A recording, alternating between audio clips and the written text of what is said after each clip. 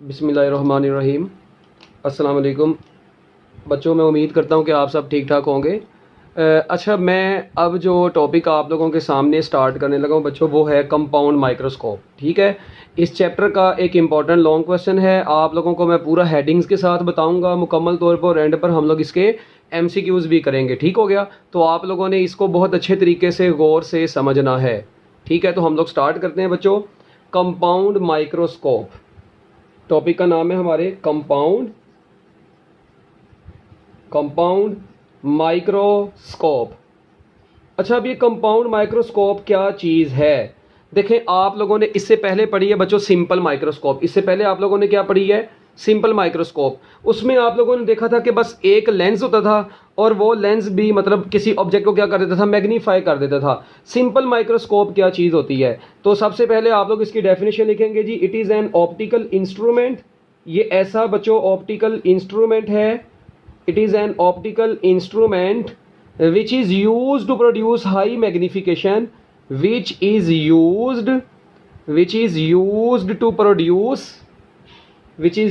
to produce high magnification, जो high magnification को produce करवाता है।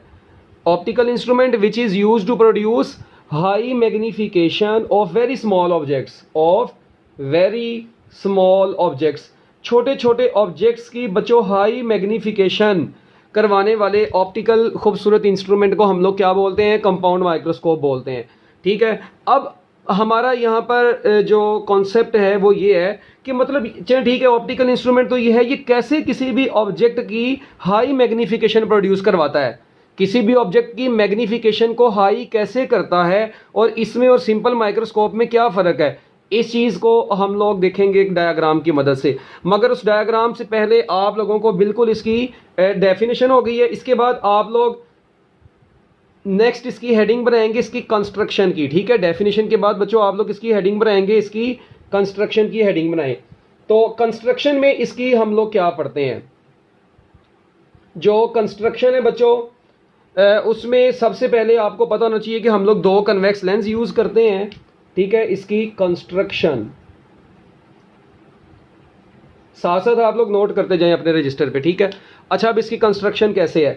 हमारे पास क्या होता है बच्चों? दो कन्वेक्स लेंस होते हैं। ठीक है जी, कितने कन्वेक्स लेंस यूज़ होते हैं इसमें? दो कन्वेक्स लेंस हम लोग यूज़ करते हैं।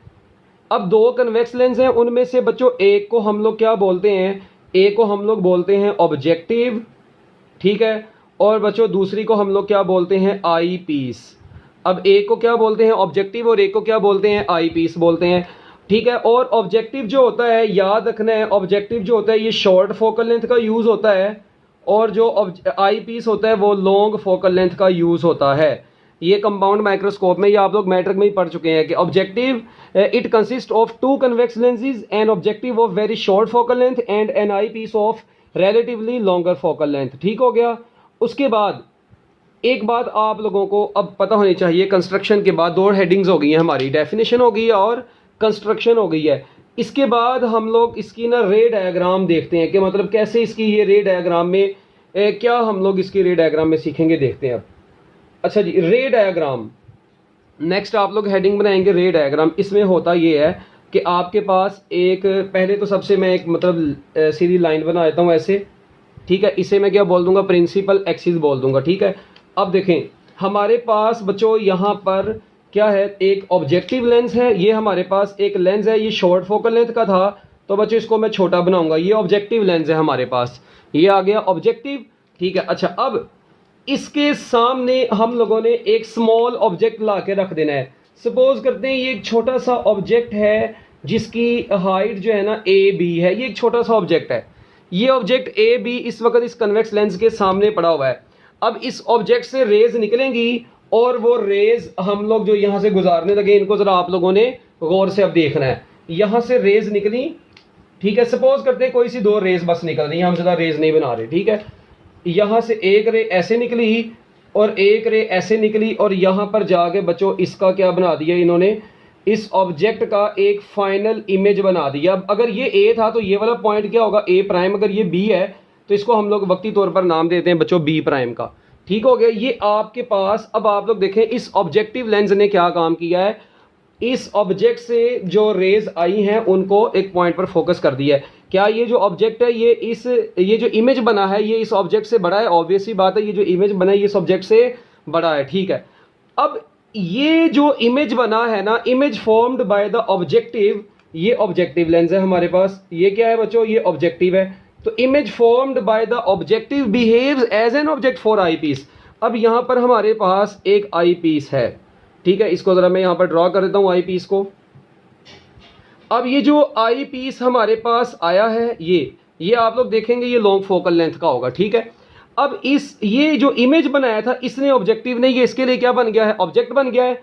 अब इधर से ही यहीं से रेज निकली, सपोज करते हैं एक रे बिल्कुल ऐसे निकली यहाँ से पैरेलल, ठीक है, और इधर से जाके ये ऐसे बेंड हो गई है, ठीक है। एक रे निकली वो बिल्कुल सेंटर से गुजर गई। अब आप लोग देखें कि ये दो रेज तो आपस में मिल नहीं रही। हम लोग क्या काम करते हैं फिर इनको मिलाने के लिए, ठीक है, इनको मिलाने के लिए हम लोग इसको किसी फोकस पॉइंट से गुजारना है लेंस के ना, यहाँ से यहाँ पर कहीं पे फोकस होगा, उधर से गुजारना है, ठीक है। ये अब अकॉर्डिंग टू स्केल तो नहीं है। अच्छा, अब ये दोनों रेज आप लोग देख रहे हैं डाइवर्ज हो रही हैं, ये तो मिल नहीं रही। तो हम लोग क्या काम करते हैं बच्चों, हम लोग इन्हीं रेज को ऐसे पीछे को ड्रॉ करना शुरू कर देंगे यहाँ पे। अब जैसे ही मैं इनको पीछे को ड्रॉ करता गया हूँ तो एक पॉइंट पर जाके ये कहीं पर आप लोग देख रहे हैं मिल ही गई हैं, ठीक है। अच्छा, अब ये जिस पॉइंट पर जाकर मिल गई हैं, अब उस पॉइंट पर बच्चों एक फाइनल इमेज बन जाएगा। ये इस पॉइंट पर एक क्या बन गया है? ये फाइनल इमेज आप लोगों के सामने आ गया है। अब ये जो इमेज आपके पास बना है, दिस इज फाइनल इमेज। ये बच्चों कौन सा इमेज है? ये है फाइनल इमेज, ठीक है। अब आप लोगों ने यहाँ पर ज़रा गौर करना है, ये जो फाइनल इमेज आप लोगों के सामने बना है ये कैसा है, इसकी नेचर कैसी है, और ये जो इमेज बना था ये कैसा है। चले पहले तो अब आप लोगों ने इसको लेबल करना है। यहाँ पर आई पीस आएगी आप लोगों के पास, ठीक है। एक ऑब्जेक्टिव है, एक आई पीस है। अच्छा, उसके बाद यहाँ पर कहीं पर फोकल पॉइंट ऑफ ऑब्जेक्टिव होगा, उसको FO बोल लें, और यहाँ पर कहीं पर focal point of eyepiece होगा। ये optical centre of eyepiece है, ये ऑप्टिकल सेंटर ऑफ ऑब्जेक्टिव है, OO इसको बोल दिया, इसको OE बोल दिया है, ठीक है। ये बिल्कुल बेसिक चीज़ें हैं। अच्छा, अब आप लोग ज़रा यहाँ पर ना कुछ चीज़ें नोट करेंगे, ठीक है। मैं बोलता जाऊँगा, आप लोग इनको ज़रा नोट करेंगे। देखें, इसके सामने ऑब्जेक्टिव लेंस के सामने ये ऑब्जेक्ट पड़ा हुआ था AB। इस ऑब्जेक्ट AB का इमेज बना A प्राइम B प्राइम, ऐसा ही हुआ है, या A1 B1 जो मर्जी इनको नाम दे लें, ठीक है। अच्छा, अब ये जो A प्राइम B प्राइम था ये इसके लिए क्या बन गया था? ऑब्जेक्ट बन गया था। और ये ऑब्जेक्ट इस वक्त इस लेंस के ऑप्टिकल सेंटर और प्रिंसिपल फोकस के दरमियान में पड़ा हुआ है। ये जो ऑब्जेक्ट इसके लिए बन गया ये इसके ऑप्टिकल सेंटर और प्रिंसिपल फोकस के दरमियान में पड़ा हुआ है। इसका मतलब ये इसी ऑब्जेक्ट को फर्दर मैग्नीफाई करेगा, जस्ट लाइक सिंपल माइक्रोस्कोप। क्या सिंपल माइक्रोस्कोप की अगर आप लोगों को डायग्राम याद हो तो आप लोगों ने उसमें यही पढ़ा था ना कि यहाँ पे अब आपकी आई थी, ठीक है, और ये ऑब्जेक्ट था और यहाँ पर उसका इमेज बन गया था उसी साइड पर ही, अगर आप लोगों को याद हो। तो भाई अगर ऑब्जेक्ट अब उल्टा पड़ा हुआ है तो जाहिर बात है अगर ऑब्जेक्ट ऐसा पड़ा होगा तो इमेज भी ऐसे बन जाएगा। तो ये इसका मतलब ये हुआ कि कंपाउंड माइक्रोस्कोप में जो हमारे पास ये क्या नाम है अपना आई पीस है, ये किसके तौर पर बिहेव कर रहा है? सिंपल माइक्रोस्कोप की तरह बिहेव कर रहा है, ठीक है। और फाइनल इमेज कौन बना रहा है? आई पीस बना रहा है। ये जो इमेज है इसको इंटरमीडिएट इमेज बोलते हैं, जो ऑब्जेक्टिव और आई पीस के दरमियान में बना हुआ है। ये आपको नजर नहीं आता, आपको नजर ये वाला फाइनल इमेज ही आता है। अच्छा, अब यहाँ पर आप लोगों ने एक चीज़ पे गौर करना है कि आप लोग देखें कि इस वक्त ये ऑब्जेक्ट था, इसका कोई भी डिस्टेंस था, ठीक है, इस ऑब्जेक्टिव से इसका कोई भी डिस्टेंस था और इसकी जो हाइट है वो क्या है? h है। इसकी हाइट h है, इसकी हाइट को h1 का नाम दे देते हैं, इसकी हाइट को हम लोग h2 का नाम दे देते हैं। ये रे डायग्राम आप लोग ज़रा ड्रॉ कर लें, ठीक है। अब यहाँ पर जो चीज़ आगे मेन समझने वाली है वो क्या है, पहले ड्रॉ कर लें इसको ज़रा जल्दी से।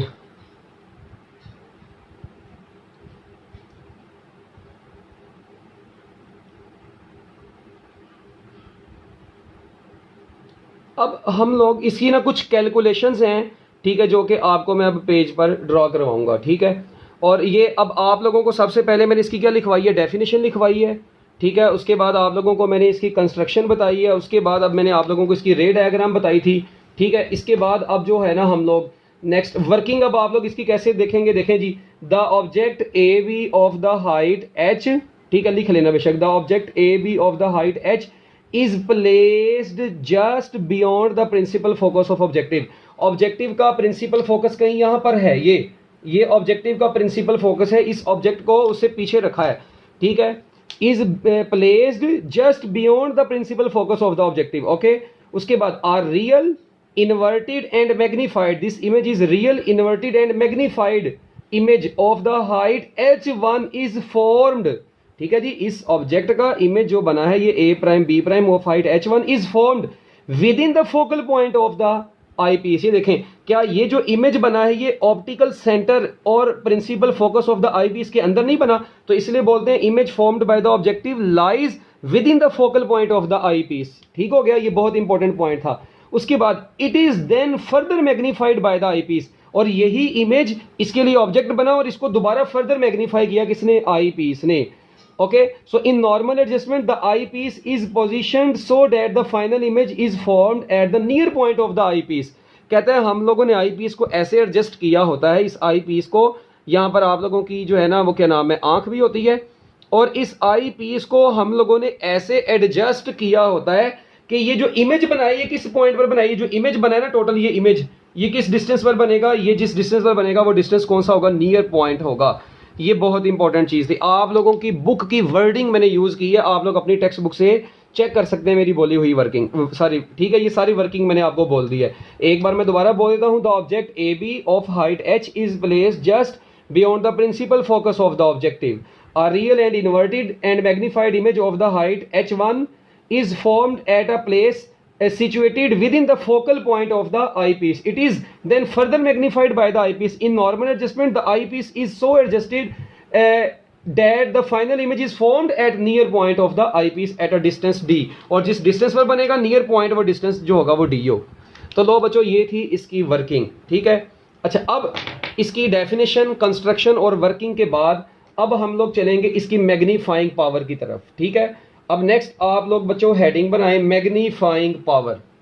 अच्छा बच्चों, ये डायग्राम जो आपको मैंने वहाँ पर अभी व्हाइट बोर्ड पर बताई थी, तो अब ज़रा आप लोगों ने इसको गौर से देखना है। एक बार तो मैंने दोबारा से ड्रॉ कर दी है, रीड्रॉ कर दी है। देखें, अब आप लोगों ने मैग्नीफाइंग पावर कैलकुलेट करनी है। इसकी क्या कैलकुलेट करनी है, मैग्नीफाइंग पावर, ठीक है। मैं इधर लिख देता हूँ, मैग्नीफाइंग पावर इसकी कैलकुलेट करनी है। इसके लिए आप लोगों को क्या करना पड़ेगा, ऐसा, ठीक है, कुछ भी नहीं करना पड़ेगा, बहुत आसान सा काम है ये।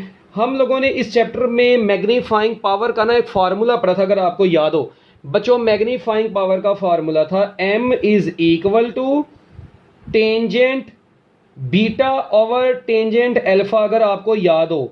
ये टेंजेंट बीटा एंगल था एक्चुअली इमेज का, और टेंजेंट अल्फा एंगल था किसका, ऑब्जेक्ट का। इस वक्त इमेज किसने बनाया है, एक्चुअली ये जो इमेज फाइनल इमेज तो ये है, ये फाइनल इमेज किसने बनाया है, आई पीस ने बनाया है। ये फाइनल इमेज बच्चों किसने बनाया है, आई पीस ने।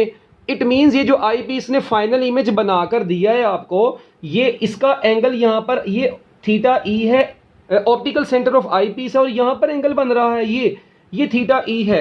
इसका मतलब फाइनल इमेज का जो एंगल है इस दफा वो बीटा नहीं बल्कि थीटा ई है, मैंने थीटा ई लिख दिया।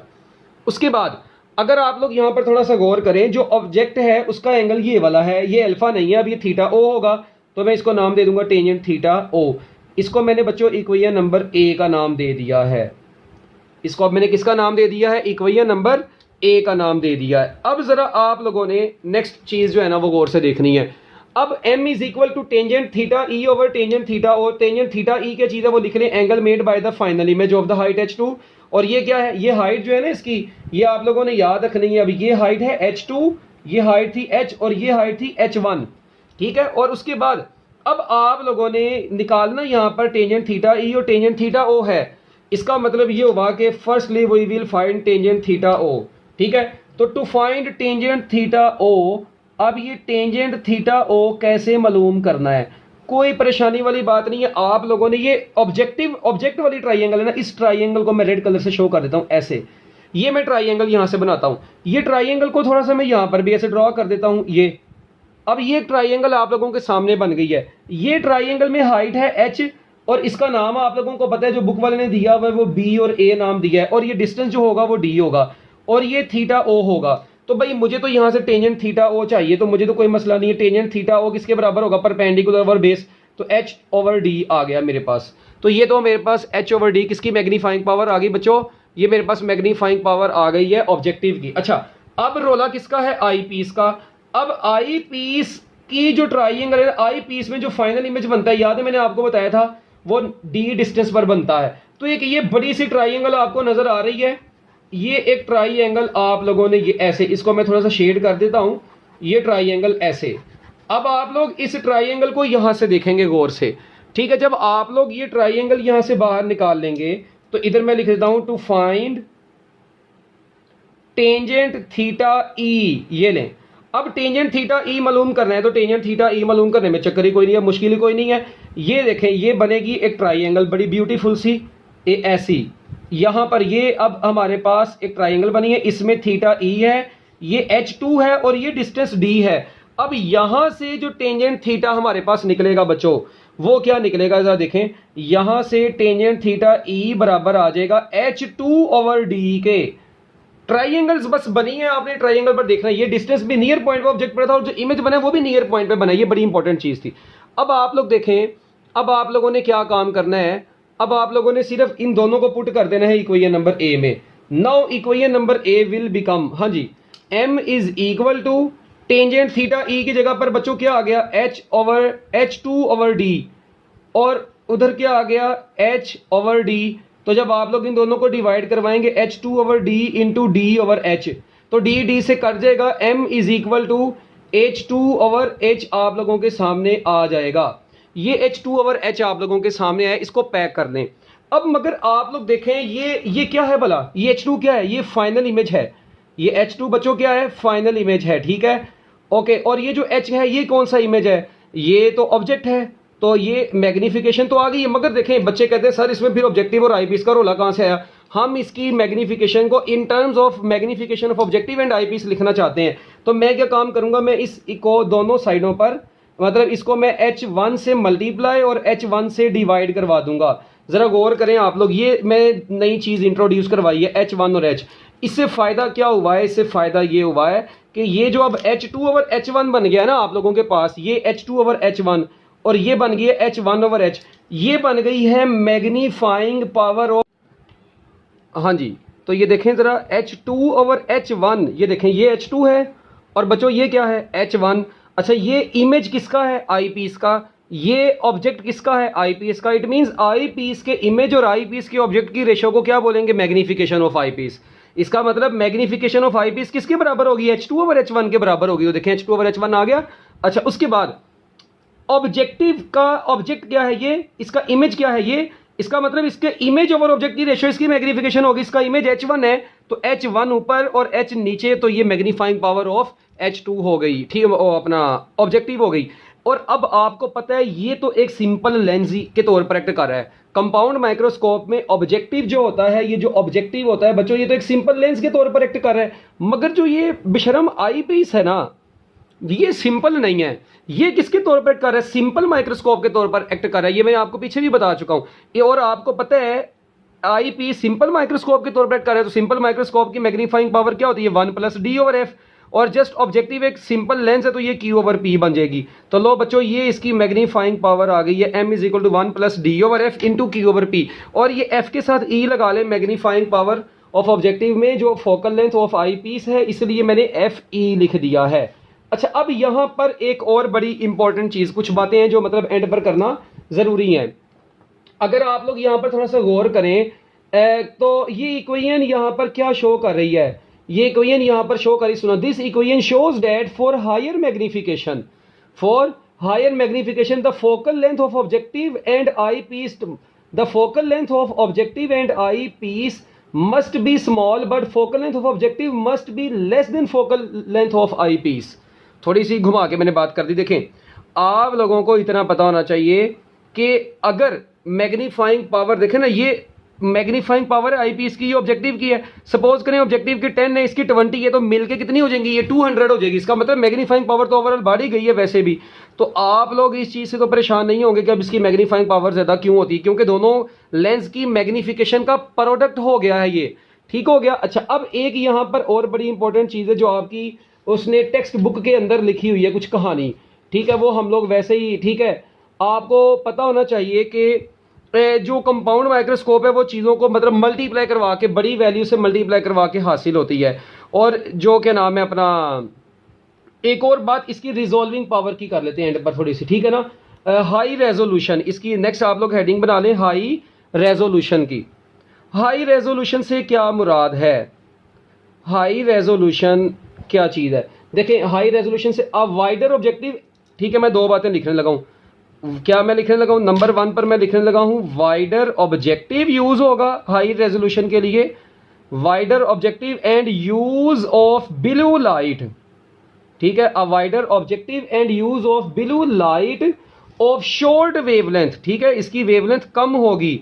अ blue light of short wavelength produces less diffraction, ठीक है। देखें, वेवलेंथ जिसकी कम होगी वो डिफ्रैक्शन उसकी देखें कैसे कम होगी, ये मैं आपको बताता हूं। Wider objective and use of blue light of short wavelength क्या मतलब है? रिजॉल्विंग पावर का फार्मूला आप लोगों ने पढ़ा हुआ है D/1.22 लैम्डा, मेरे ख्याल में तो आपको ये आता होगा। अच्छा, अब आप लोग यहाँ पर गौर करें, डी यहाँ पर क्या है? वाइडर ऑब्जेक्टिव से मुराद, वाइडर से मुराद उसका डायामीटर ज्यादा होना चाहिए, तो ये डायामीटर है, ठीक है, और ये क्या है? वेवलेंथ है। तो बस अब माशाल्लाह अल्लाह ताला ने आप लोगों को अकल दी हुई है। आप लोग खुद देखें कि अगर डायामीटर, ठीक है, डायामीटर क्या होगा? ज्यादा होगा, और वेवलेंथ छोटी होगी तो रिजॉल्विंग पावर क्या होगी? ज्यादा होगी। तो याद रखिएगा, रिजॉल्विंग पावर ज्यादा हासिल करने के लिए कंपाउंड माइक्रोस्कोप में जो ऑब्जेक्टिव है उसका डायामीटर बड़ा बनाना है, और जो लाइट यूज करनी है वो शॉर्ट वेवलेंथ वाली हम लोग यूज करते हैं। तो ये थी कंपाउंड माइक्रोस्कोप। अब कंपाउंड माइक्रोस्कोप के बारे में कुछ बेसिक पॉइंट्स। सबसे पहला पॉइंट अभी जो मैं आपको बताया कि total magnification is product of magnification of objective and eyepiece. बड़ा इंपॉर्टेंट एमसीक्यू है ये, अक्सर औकात पेपर में आया भी होता है कि फॉर एग्जांपल मैं कहता हूं जी, if magnification of objective is 5, magnification of eyepiece is 10, then what will be the magnification? Obviously बात है 10 इंटू 5, तो 10 इंटू 5 कितना होता है? 50। तो magnification of compound microscope will be 50। एक ये बात। उसके बाद दूसरी बड़ी इंपॉर्टेंट चीज यहां पर वो ये है कंपाउंड माइक्रोस्कोप के हवाले से कि कंपाउंड माइक्रोस्कोप में eyepiece behaves as simple microscope. बच्चों किसके तौर पर बिहेव करता है? सिंपल माइक्रोस्कोप के तौर पर बिहेव करता है। ये दूसरा पॉइंट भी हो गया, ठीक है। उसके बाद तीसरा बड़ा इंपॉर्टेंट पॉइंट याद रखना, ये देखें कंपाउंड माइक्रोस्कोप में ना, अगर आप लोग गौर करें, यहां पर कहीं पर focal point of eyepiece है और यहां पर फोकल पॉइंट ऑफ ऑब्जेक्टिव है। अच्छा, तो कंपाउंड माइक्रोस्कोप की definition, length of compound microscope किसको बोलते हैं? लेंथ ऑफ कंपाउंड, बच्चों लेंथ ऑफ कंपाउंड माइक्रोस्कोप क्या चीज होती है? लेंथ ऑफ कंपाउंड माइक्रोस्कोप को बोलेंगे focal point of objective plus focal length of eyepiece. इन दोनों का जो डिस्टेंस होता है ना, उसको फोकल लेंथ, उसको नहीं बोलेंगे हम लोग। ये लेंथ ऑफ कंपाउंड माइक्रोस्कोप ये नहीं है। लेंथ ऑफ कंपाउंड माइक्रोस्कोप क्या चीज है? लेंथ ऑफ कंपाउंड माइक्रोस्कोप है distance between objective and eyepiece. Distance between objective and eyepiece. अच्छा, अब बच्चों के दिमाग में आता है कि सर आपने इसको क्यों नहीं लिखा, मतलब ये क्या बात हुई कि ये नहीं है जबकि ये है, ऐसा क्यों है? देखें, उसकी वजह यह है कि आप लोग ज़रा गौर से देखना एक मरतबा, ये जो टोटल डिस्टेंस है ना ऑब्जेक्टिव और आई पीस के दरमियान में, ये distance, this is known as length of compound microscope. ये यहां से यहां तक, तो मुझे बताएं ये डिस्टेंस एफ ओ है, ये एफ ई है, क्या ये एल जो डिस्टेंस है एफ ई इतना, एफ ओ इतना, तो ये डिस्टेंस एक्स्ट्रा बच नहीं गया? इसका मतलब ये डिस्टेंस एक्स्ट्रा बच गया जिसकी वजह से ये बढ़ जाएगा, इन दोनों का सम कम ही रहेगा। इसका मतलब मैं कह सकता हूं कंपाउंड माइक्रोस्कोप में एल जो होता है, यानी कंपाउंड माइक्रोस्कोप की जो लेंथ होती है वो दोनों के सम से F O plus F E से बड़ी होती है। ये बहुत इंपॉर्टेंट पॉइंट था जो मैंने आप लोगों को बताया है, ठीक है। ये सारे एमसीक्यूज हैं कि in compound microscope length of compound microscope is, आगे आएगा equal to F O plus F E, less than F O plus F E, greater than F O F E, तो वो आप लोगों ने इसको अब देख लेना है। अच्छा, उसके बाद एक और यहाँ पर बड़ी ही इंपॉर्टेंट चीज़, वो रिजॉल्विंग पावर वाली मैंने आपको बात बता दी है, ठीक है। और इसके अलावा बच्चों यहाँ पर क्या सवाल बनता है? हाँ, अगर मैं आपको कहता हूँ यार कंपाउंड माइक्रोस्कोप की मैग्नीफाइंग पावर है 100, ऑब्जेक्टिव की मैग्नीफाइंग पावर है 5, तो बताएं आई पीस की कितनी होगी? अब देखें, आप लोगों को तो पता है m is equal to M O into M E होता है, तो एम ई किसके बराबर आ जाएगा? m over M O. तो m कितना है बच्चों यहाँ पर? अब देखें मैग्नीफाइंग पावर इसकी टोटल 100 और ऑब्जेक्टिव कितनी है? 5। तो आंसर आ जाएगा 20। तो आई पीस की मैग्नीफाइंग पावर कितनी होगी? 20 होगी। तो बच्चों ये कुछ बिल्कुल बेसिक MCQs थे जिनका आप लोगों को पता होना इंतहाई ज़रूरी था। ठीक हो गया? तो मैं उम्मीद करता हूँ कि आप लोगों को ये सारी बातें समझ आ गई होंगी। ठीक है, मल्टीपल ऑफ 10, 20, 40 इस तरह बड़ी बड़ी मैग्नीफिकेशंस ये हमें परफॉर्म करके देता है। ठीक है, बाकी इसका एंट्री टेस्ट के हवाले से भी कुछ बातें मतलब हम चले एक और बात मैं आपको बता देता हूँ कि यहाँ पर जो ऑब्जेक्टिव है ना, इसमें कंपाउंड माइक्रोस्कोप में जो ऑब्जेक्टिव ये जो इमेज बना है इंटरमीडिएट इमेज, ये रियल है, इन्वर्टेड होता है, रियल, इन्वर्टेड और मैग्नीफाइड होता है। जो कंपाउंड माइक्रोस्कोप में इमेज बनता है ना ऑब्जेक्टिव का, ठीक है, वो फाइनल इमेज नहीं है। Intermediate image is real, inverted and magnified. अच्छा, जो ये वाला इमेज बना है बच्चों, ये वाला इमेज, ये क्या होता है? ये वाला इमेज क्या है? इसके आईपीस के लिहाज से वर्चुअल है, इरेक्ट है और उसके बाद मैग्नीफाइड है। तो image formed by the eyepiece, image formed by the objective, ये दो इमेज। अच्छा, अब एक पेपर में एमसीक्यू आता है, final image formed by the compound microscope, final image formed by compound microscope. अब final image formed by compound microscope ये क्या है कि final image formed by the compound microscope का क्या मतलब है? देखें, इसकी यदि ये क्या होता है वर्चुअल इरेक्ट में, आपको एक छोटी सी बात बताता हूँ, जरा गौर से सुनना, ये बड़ी इंपॉर्टेंट चीज़ है। ऑब्जेक्टिव ने जो इमेज बनाया रियल है, इन्वर्टेड है और मैग्नीफाइड है। अच्छा, आई पीस ने जो इमेज बनाया वर्चुअल है, इरेक्ट है और मैग्नीफाइड है। हम तो अब ओवरऑल आपसे पूछ रहा हूँ ना मैं रिजल्ट, तो ओवरऑल तो देखेंगे इनपुट और आउटपुट के हिसाब से। अच्छा, इसके लिहाज से ये ऑब्जेक्ट क्या, इस ऑब्जेक्ट के लिहाज से ये इमेज क्या है? मैग्नीफाइड है। वर्चुअल है या रियल है? वर्चुअल है, ओके। और क्या है? इन्वर्टेड है। तो याद रखना, final image formed by the compound microscope is virtual, inverted, ये बड़ी बड़ी कंफ्यूजन है, वर्चुअल, इन्वर्टेड एंड मैग्नीफाइड। लो बच्चों, ये 3 एमसीक्यू और थे। Image formed by the objective कैसा होता है, image formed by the eyepiece कैसा होता है, ठीक है, और image formed by the compound microscope overall क्या है। तो बेस्ट ऑफ लक बच्चों, अल्लाह हाफिज़। मैं उम्मीद करता हूँ कि आपको ये समझ आई होगी। आप लोग इस वीडियो को अपने फ्रेंड्स के साथ भी शेयर करें और पूरी वीडियो देखा करें, फिर आपको बहुत ज़्यादा फायदा होता है। बच्चा समझता है, लो जी शुरू में वीडियो देख लिया, नहीं मज़ा आ रहा, कोई बात नहीं। जब बच्चा पूरा लेक्चर अच्छे तरीके से सुनता है तो फिर उसको पता चलता है कि असल में इस वीडियो में क्या था। तो आप लोगों ने अपने फ्रेंड्स के साथ शेयर करना है, अच्छे कमेंट्स भी कर दिया करें ताकि पता चलता रहे कि आप लोग टॉपिक को जो है ना एंजॉय कर रहे हैं। बेस्ट ऑफ लक, अल्लाह हाफिज़।